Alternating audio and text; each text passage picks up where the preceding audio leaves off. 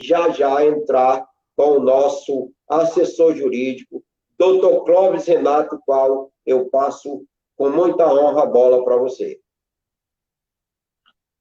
Boa tarde, uma saudação a todos e a todas, uma gratidão especial ao coordenador-geral, aí o Sebastião Costa, ao coordenador jurídico, Tarcísio, a cada pessoa que colabora na construção desse sindicato, doutor Tiago Pinheiro, que advoga junto conosco na assessoria jurídica do SEC, né? E quantas pessoas, né, para levarem esse sindicato que não parou nem um minuto, especial, respondendo muitas ações para evitar as despedidas coletivas, fazendo denúncias no Ministério Público do Trabalho, o doutor Gerson Marques, da Coordenadoria de Liberdades Sindicais lá no MPT, tem sido assim um Hércules, fazendo audiências, às vezes 2, 3 audiências por turno, né, principalmente com o comércio, quer dizer, esses diretores estão fazendo, de fato, muito, né, e é interessante essa postura inicial do presidente, exatamente de falar dessa questão democrática, né, de que até mesmo para fazer uma live, houve uma deliberação na diretoria e sai uma live oficial, a primeira live do sindicato, quer dizer, até isso é um bom exemplo para o movimento a nível de diálogo, de construção, né? Então, que bom.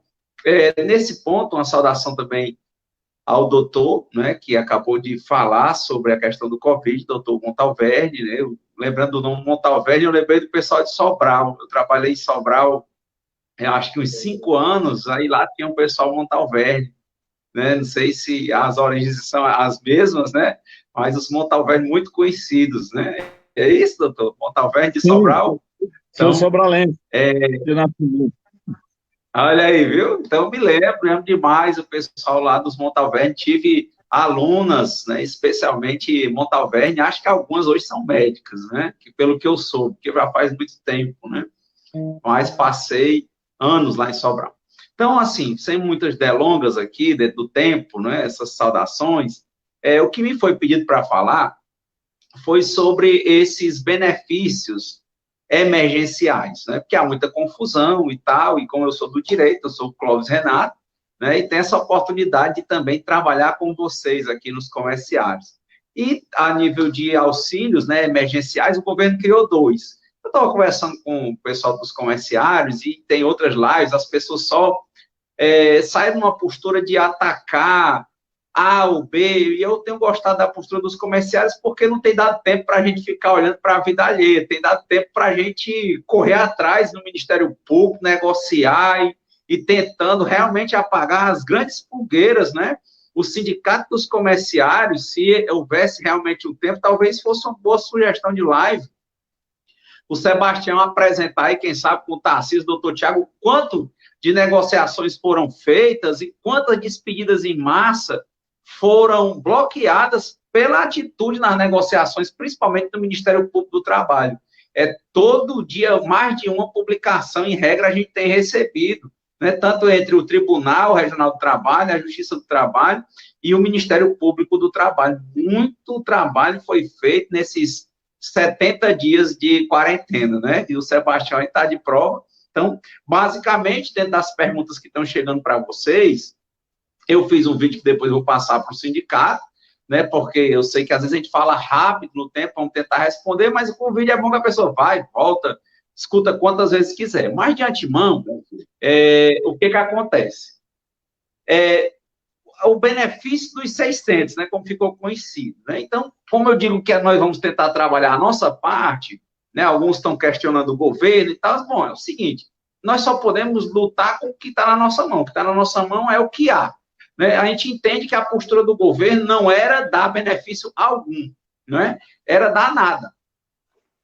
Só que com muita pressão, ele chegou a dizer que ia dar R$200, só para vocês lembrarem até chegar nos 600. E aí o Congresso definiu 600.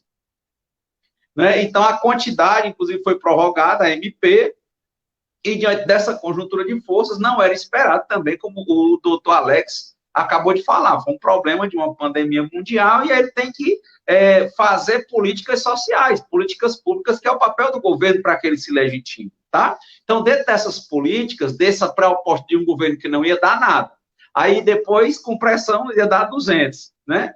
Depois, com o Congresso, deu 600. Não estamos louvando também, porque a nível mundial, todo mundo ouve esse tipo de política pública. E saiu um estudo, realmente o valor mais baixo do mundo é o do Brasil. Mas quer queira, quer não, como dissemos, é o que nós temos, né? O que tem para hoje. Né? Como dizia aí um grande pensador, dizia que o presente é de lutas e o futuro aí nos pertence. Então, vamos fazer a nossa parte. Então, o que é que tem? Esse auxílio que acabamos de falar, ele não é o da MP, né? Esse auxílio dos 600, que as pessoas estão lá na fila da Caixa e tal, muitas nem precisavam, às vezes, estar na fila, porque tem aplicativos e tudo. Ele é o auxílio da Lei 13.982, do dia 2 de abril de 2020, tá? E o dos trabalhadores, dos empregados, ele saiu um dia antes, ele saiu no dia 1º de abril, né? Tanto o governo acho que queria que fosse uma mentira, mas teve que sair, como eu disse, ele não queria, né? Mas saiu a MP 936, não é?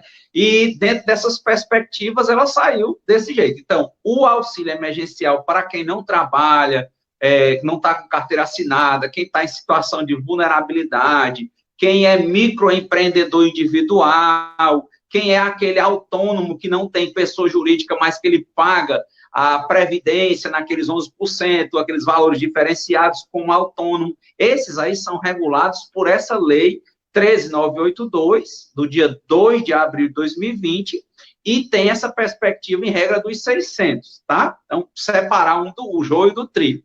Já o caso dos comerciários, eu estou falando para fazer a diferença, porque o nosso coordenador geral já tinha me falado que tinha essas dúvidas, né? Até pediu para me falar um pouco do passo a passo. Então, para os empregados de carteira assinada, que são os representados pelo Sindicato dos Comerciários, aí veio, no dia 1º de abril, a medida provisória 936 de 2020, no dia 1º de abril. Bom, o que ela traz, né, de triste? A tristeza dessa MP. Primeiro, a tristeza é ter a pandemia. Segundo, a tristeza é o valor, mas temos um valor. Terceiro, a maior tristeza de todas é a querer afastar totalmente o sindicato do sistema de negociação. Bom, essa foi a coisa mais triste, porque, inclusive, a nível constitucional, por mais que o Supremo tenha decidido de forma diferente, nós não concordamos, né, e acreditamos que há uma litigiosidade contida, e depois que acabar essa coisa da pandemia, quando voltar, nós vamos ter chuvas de ações em defesa dos comerciários, e no país inteiro, não tenha dúvida disso, porque muitas irregularidades estão acontecendo. Primeira coisa, né, dentro dessa perspectiva da MP, né, tirou o sindicato da negociação. A Constituição fala que quando houver redução de jornada com consequente redução de salário, tem que ter o sindicato. Mas, diante dessa questão excepcional, o Supremo, e a gente vê pela fala dos ministros, não compreendendo o papel do sindicato, talvez se ele estivesse vendo o número de negociações que o Sindicato dos Comerciários, o tanto da atuação que a gente tem feito com live, com negociações online e tudo, ele não diria que o sindicato não tinha condições, mas a decisão é muito em cima de não compreender o papel do sindicato e nem conhecer o sindicato de luta, né? Eles estão misturando aí alhos com bugalhos, eles acham, colocam todo mundo numa vala comum, né? E esquecem que sindicato é síndicos, é aquele que defende, é aquele que protege, é aquele exatamente porque é uma hipossuficiência do trabalhador. Que diabo é isso, né? O trabalhador está numa situação muito mais baixa no contrato de trabalho, apesar de chamar de contrato, do que o empregador. E baixo não é por humilhação, é porque ele é subordinado. Porque o empregador pode dispensar ele na hora que ele quiser, seja por justa causa, seja sem justa causa. Então, esse trabalhador vive uma síndrome do sobrevivente. Ele vive morrendo de medo, né, de não arrumar um emprego. Quando ele arruma um emprego, ele vive morrendo de medo de perder o emprego, né? Então, como é que ele tem pé de igualdade para negociar? Então, a primeira incongruência da MP é isso, afastar o sindicato, o sindicato ficou só para receber o acordo, né, feito, eles têm que mandar isso para o sindicato, assim como manda para o Ministério da Economia, mas o sindicato ficou aleijado, né, dessa parte de negociação. Acho que foi um descompasso, mas, de novo, estamos lidando com o que nós temos hoje. Eu ando muito com a oração da serenidade. Eu procuro ter serenidade com o que eu não posso modificar e ter coragem para modificar o que eu posso, né? E sabedoria para perceber a diferença. Então, essa é a primeira coisa. alijou o sindicato, não foi bom para nós, não é? Não foi bom para nós. Não foi bom para nós, que eu digo, não nós assessores, não nós sindicatos, porque para nós isso é muito mais trabalho, mas não foi bom para nós trabalhadores, por causa dessa desigualdade. Diz lá, por exemplo, que o trabalhador vai fazer um acordo, é acordo, não é uma imposição. Mas como nós dissemos, quem é que não vai fazer acordo se ele tem medo de perder o emprego? Essa síndrome do sobrevivente. Claro que ele vai fazer acordo, né? Então, enfim, né, o suposto acordo, no suposto contrato, né, que não precisou do sindicato, uma decisão errada, que depois vai gerar, com certeza, muitas ações judiciais e extrajudiciais de nossa parte, representando os comerciários, não tenho nem dúvida disso, comunique ao sindicato, independentemente da empresa mandar para o sindicato, mande o seu acordo para o sindicato, para que haja essa análise. Quando o presidente e o coordenador andar por aí, os diretores, apresente o termo do acordo. Primeiro, dentro dessa perspectiva, para a gente avaliar, para não haver mais perda de direitos. Então, espero não estar falando muito rápido, né? Estou tentando ser sucinto, mas esses pontos eu acho que tem que ser ditos, né? Outra coisa importante, né, que é dentro dessa luta do sindicato dos comerciários, nessa satisfação que eu tenho de atuar junto com cada pessoa como essa, né? E é relevante essa perspectiva do acordo. De novo, se você está na hipossuficiência, eu não tenho dúvida que você está, porque você só tem a sua força de trabalho para vender, você não é o dono do capital e pode ser dispensado a qualquer momento, lógico.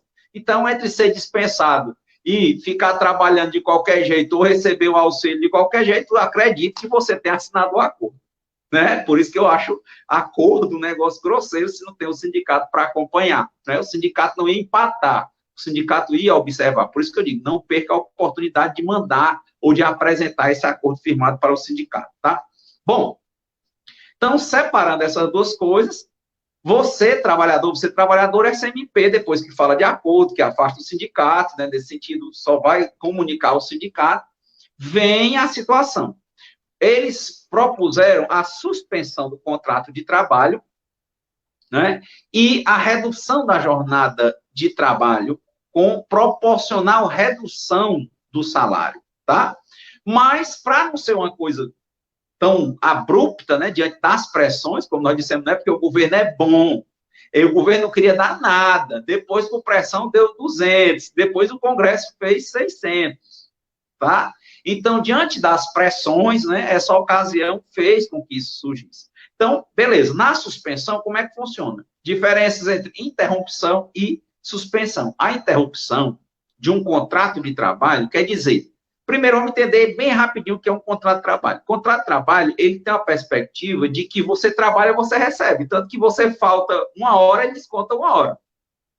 É o que no direito chama de sinalagma. Que é sinalagma? É uma gangorra, né? Sobe e desce, sobe e desce. Trabalha, ganha. Não trabalha, não ganha. Tá? Então, na gangorra que chamam sinalagma, né? Então, a regra é, se você não vai trabalhar, não ganha. Mas o direito criou 2 perspectivas, uma chamada interrupção e outra chamada suspensão. Na interrupção do contrato de trabalho, em regra, é, por exemplo, o seu descanso semanal remunerado, as suas férias, em que você não vai trabalhar, não pode ser despedido, né? E ainda vai receber por isso, e quem vai pagar é a empresa. Isso é uma interrupção, tá?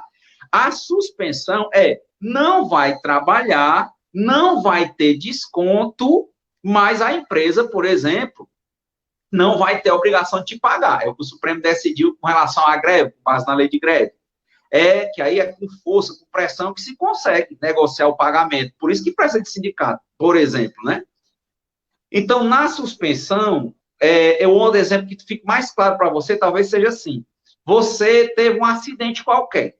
Aí você sabe que os primeiros 15 dias, em regra, isso aí do costume geral, né, normativamente protegido, né, por bondade, os 15 primeiros dias você não vai trabalhar, porque você não pode trabalhar, mas também não vai ser descontado. A empresa paga, é uma garantia social. Então, o contrato aí estaria interrompido. Você não vai trabalhar, não vai ser punido por isso, e a empresa paga, né? A partir do 16º dia, você não vai trabalhar, porque você ainda não pode voltar a trabalhar, não é isso? A empresa não pode te dispensar, ela também não tem a obrigação de te pagar, mas o governo, por meio da Previdência, te paga, não é isso? Você começa a receber um benefício, tá? Então, a suspensão é nesse modelo, tá certo? Então, na suspensão, há blindagens. Então, quem optou, entre aspas, por uma suspensão do contrato de trabalho, com esses acordos, tem que se perceber o seguinte: o governo vai pagar uma diferença, não é pagar a diferença. E a gente vai entender o que quer dizer isso. É assim. Se você teve a suspensão, se você receber um salário mínimo, se você receber, por exemplo, até R$ 1.800, R$ 1.813,03, né? Que é o teto que o seguro-desemprego paga. Sabe? Se você receber até isso, você não vai ter prejuízo nenhum. A regra é essa. Por quê? Porque se for até o teto do que é pago pela Previdência, o governo vai pagar. Agora, quem receber mais do que isso, vai ter prejuízo. Primeira discussão, né? Outra discussão. A base, né, dessa perspectiva de quem receber mais. Aí, e se eu estou nesses que recebo mais do que os 1.800, estou no prejuízo? É possível estar no prejuízo. E como é que o sindicato pode combater isso um dia? Por exemplo, verificando se, de fato, aquela empresa, porque está havendo muita fraude, né? Tem empresa que o trabalhador está com o contrato de trabalho suspenso, e a empresa está abrindo a porta de meia porta e o trabalhador está indo trabalhar, porque ele fez o acordo, né, à força, e não tem condição de dizer que não vai trabalhar, né? Isso, Sebastião, a gente está sabendo disso, e nós estamos tomando nota, e é por isso que é bom que as notas que a gente não tomar, você informe. Então, na hora que acontecer isso, o que aconteceu? Uma fraude. Uma fraude que coloca o empregador de encontro com a União e coloca o empregador de encontro com o sindicato, porque vai defender você. Então, é a partir do momento em que, se você recebe mais de 1.800, está no prejuízo recebendo só os 1.800 por causa desse balizamento do governo, e a gente depois identificar que a tua loja estava aberta e você estava trabalhando, o que vai acontecer, né, Sebastião? Nós vamos dizer o quê? Opa, isso aqui é uma fraude. Se era uma fraude, epa, empresa, vamos pagar o resto do salário do rapaz, a diferença, se ele ganhava 3, se ele ganhava 4, não é isso? Vamos pagar a diferença. Você não cumpriu, né? Outra discussão também que pode acontecer é categorias que, porventura, não estejam em situação e que tiveram que fechar, porque houve categorias que não estavam na situação da quarentena, que as pessoas continuaram trabalhando. E tem gente que foi receber benefícios que suspenderam o contrato. A empresa ficou só ganhando e trabalhando, e a União pagando. Novamente é uma fraude, né? Se fez isso, ainda mais se o trabalhador que tiver prejuízo, eu sei que para quem recebe até 1.800, a gente não vai receber denúncia, não. Mas quem receber a mais e ver esse prejuízo, é importante dizer, porque aí a gente pode correr atrás do resto. Porque você não tem culpa de estar recebendo a mais. Você tem medo de perder o emprego e faz o que o empregador manda, tá? Então, é porque realmente o tema é bem instigante. Eu estou tentando conversar a nível de live com vocês, tá? Para a gente ir delimitando essas questões. Então, que fique claro, a suspensão do contrato de trabalho, dentro dessa perspectiva, né, quem paga é o governo, o teto é R$ 1.813,03. O mínimo a ser recebido é o salário mínimo, R$ 1.045. A negociação pode ser feita diretamente. É uma pena, já falamos isso, não vamos repetir por que é uma pena e por que afastar o sindicato, mas cabe a você manter o seu sindicato perto de você, porque é ele que lhe defende, é ele que lhe protege, tá? Então, dentro dessa perspectiva, tá aí os valores, de novo, a base do valor, a base de cálculo não é um seguro-desemprego, mas a base de cálculo é a base de tabela do seguro-desemprego, tá? Quem vai pagar é a União e chega na sua conta. Esse acordo é para ser feito entre você e o empregador, ele tem validade a partir do segundo dia depois que ele for firmado, ponto. Daí eles têm que informar, a empresa tem que informar o Ministério da Economia e ao sindicato, e informando ao Ministério da Economia, em até 30 dias, contado da data que você assinou, você vai receber o seu benefício, seu auxílio emergencial, né? Ponto, acabou essa conversa básica sobre a suspensão do contrato de trabalho, é essa. Acabou, beleza. Vamos para frente. Chegando na redução da jornada, né, que é outra coisa que está surgindo. O prazo de suspensão é de até 60 dias. E as empresas, algumas, já estouraram esse prazo. E o que é que tem sido meio que consensual? A possibilidade, o Sebastião tinha me pedido para dar uma verificada nisso, é o que está sendo de consenso. Vamos ver o que vai ficar, como dissemos, tem uma litigiosidade contida. Se depois não pudesse a jurisprudência se comportar dizendo que não pode, a gente vai entrar com ação. Mas, num primeiro momento, é possível, né, o pessoal que estava com o contrato suspenso recomeçar com uma redução de jornada, desde que não extrapole os prazos. Tá? Desde que não extrapole os prazos. Isso ainda não é pacífico, mas muitas empresas estão aplicando, de novo, estão mantendo, desde que chega até o teto, aplicando, né, quer dizer, dentro de 60 dias até 60 dias de suspensão, não pode, por mais que a MP tenha sido renovada, aumentar a MP, certo? E aí a saída que estão dando é esse retorno. De novo, ele me chamou para voltar para trabalhar da suspensão, me deu a redução, mas eu estou trabalhando do mesmo tanto. O que acontece? Fraude. Você vai ter que comunicar ao sindicato. Se der fraude, de novo, a gente vai para cima, tanto com denúncia contra a empresa, que aí vai o Ministério Público, nesse caso, provavelmente o Ministério Público Federal e o Ministério Público do Trabalho contra ela e o sindicato, tá? Então, as reduções, elas podem acontecer, acho que já está no fim, né? Estou pertinho já no fim. Está no fim?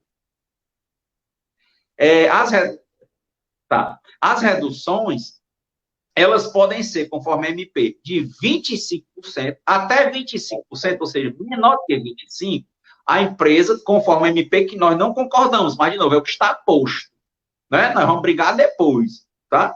Até 25% não paga nada, fica só no prejuízo do trabalhador. O Sebastião deve ter acompanhado essa questão, que a gente não concorda. É litigiosidade contida que a gente vai brigar depois, tá? É por isso que é importante você informar, se você quiser participar, né, desse bolão, né? É bom começar a informar o sindicato, procurar o sindicato, porque tá aí, ó, várias situações. Empresa que não está na categoria difícil, não parou e está querendo burlar a lei, tá entendendo? Nós estamos de olho. Gente que diz que está suspenso, mas está trabalhando. Gente que está com a jornada reduzida, recebendo a parte pela União e está trabalhando ao mesmo tempo, ou mais. Por isso que é importante dizer. Então, se for menos de 25%, não recebe nada a mais.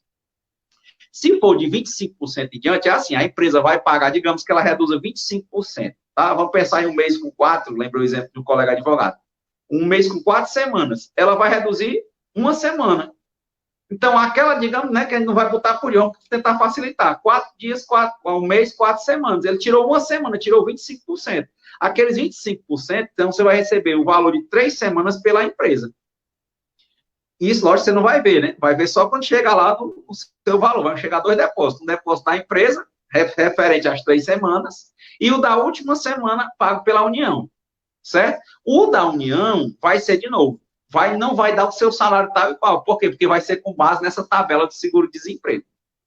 Provavelmente dê um pouco menor, mas é um pouco menor. A não ser se você estiver nessa situação que receba mais do que os 1.800, tá? Então, 25%, aí o raciocínio é o mesmo, para 25%, 50% e 70%, tá? Se houver a redução. Mas, de novo, prestarmos atenção na realidade. Se há redução de verdade, se estiver dizendo que é redução e estiver indo trabalhar no mesmo tempo, tem gente até fazendo hora extra com redução, entendeu? Isso dá problema para a empresa, tá bom? Então, em linhas gerais, acho que já para concluir, o Sebastião também pediu que eu falasse desse passo a passo, a gente está dizendo, né, o que a empresa tem que fazer? Ela tem que fazer o acordo, você faz se você quiser, mas eu sei as situações se você quiser, né, porque de um lado se quiser, do outro é ser despedido, então eu sei o que você está fazendo. Então, a empresa faz o acordo, tem o documento, informa o sindicato, informa ao Ministério. Pronto. 2 dias depois tem que colocar em prática e efetivamente cumprir. Se for suspensão, você fica em casa. Se for redução, fica reduzido no tempo certo. Se for reduzir uma semana, 25%, não é isso? Lembra, ó, se for 4 semanas, ó, 25%, tira uma semana, por exemplo. Se for 50%, tira 2 semanas, olha aí, ó. Se for 70%, você vai trabalhar uma semana e 3 semanas vai ficar em casa. Tá certo? Então, a regra não é reduzir na jornada do dia, estão reduzindo por semana, porque a ideia, como disse o doutor Alex Montalverne, é o isolamento social. Tá certo? Então, rapidamente, agora chegando nesse benefício da Lei 13.982, o benefício do auxílio emergencial, esse aí a gente já falou, né? Dos trabalhadores da MP 936, e quando chega no benefício, esse emergencial, esse é um programa que trata sobre pessoas, né? Pessoas que estão em situação de vulnerabilidade. Então, primeiro, o programa da MP, que é para você que é de carteira assinada, representado pelos comerciários, ele é um programa para manutenção do emprego e para evitar a miserabilidade e a propagação da doença. O outro é para evitar situações de miserabilidade, que também vão dar propagação da doença e mais problemas para sobrecarregar a rede de saúde pública se tiver muito Covid, tá? Então, basicamente, esse outro está bem autoexplicativo. Você baixa um aplicativo, cuidado para não pegar aplicativo fake, você entra no site da própria Caixa, o site do governo federal, baixa o aplicativo, tem muitos tutoriais na internet legais, interessantes, explicando direitinho. Lá ele já descreve o que tem na lei. Essa lei 13982, você vai ver que ela é meio estranha. Por quê? Porque ela altera uma lei previdenciária. Ela altera uma lei que trata principalmente nos trechos que tratam sobre o benefício previdenciário e sobre o benefício de prestação continuada, o BPC, tá certo? Então, você vai entrar lá e vai dizer, quem tem mais, né, isso tem que ter mais de 18 anos, famílias, por exemplo, que tenha como se fosse a renda per capita desse meio salário mínimo, aí lá tem os requisitos. Mas, para facilitar, no aplicativo da Caixa, basta você colocar lá e vendo ali se você está dentro. Só uma dica para concluir mesmo, né? Que eu realmente estou vendo, eu fico muito feliz de trabalhar com vocês, eu gosto de conversar com vocês, né? A gente tem essa oportunidade. Mais uma dica que eu vi que está pegando o pessoal é exatamente, Sebastião, quando a pessoa vai cadastrar pelos outros, fica ajudando os outros. Então, é assim, ó, cuidado, pelo que eu vi, para ajudar você, cada celular, quando você for baixar o aplicativo, ele manda um código, tá certo? Tem que ser um código, um CPF. Se você for botar 2 CPF no mesmo celular, vai tender a dar problema. Por isso que, se realmente só tiver um celular na sua casa para você fazer, você instala o programa, certo? Se cadastra todinho, quando terminar, tiver tudo ok, deixa lá. Se depois tiver tudo ok no seu, se precisar no de outra pessoa, o ideal é vincular o telefone, que ele tem uma espécie de IP, né, ao seu CPF, ou ao CPF da pessoa. Faça no celular dela, tá? E se for realmente questão de vida ou morte, aí o ideal é você desinstalar o programa e começar a baixar de novo para fazer o da outra pessoa, porque o problema que está dando travando é por isso, porque é um celular, um CPF, aí vem uma senha, porque a senha vem por SMS, por mensagem, entendeu? Então, assim, acho que a maior parte dos problemas que estão dando com esse aplicativozinho é isso, a pessoa não está se tocando, que é um celular, um CPF, entendeu? Aí ela vai e faz 2 CPF no mesmo celular, aí ele trava, entendeu? Porque a Caixa vai mandar um código, esse código é o teu código de acesso, é por isso que é um celular, um CPF, tá bom? Então, o meu abraço, muitíssimo obrigado pelo convite, Sebastião, toda a diretoria, ao doutor Montalverne, muitíssimo obrigado a você, comerciário e comerciária, que está aqui junto, cada uma das pessoas, uma saudação muito sincera e energias muito boas, saúde e paz para vocês. Obrigado.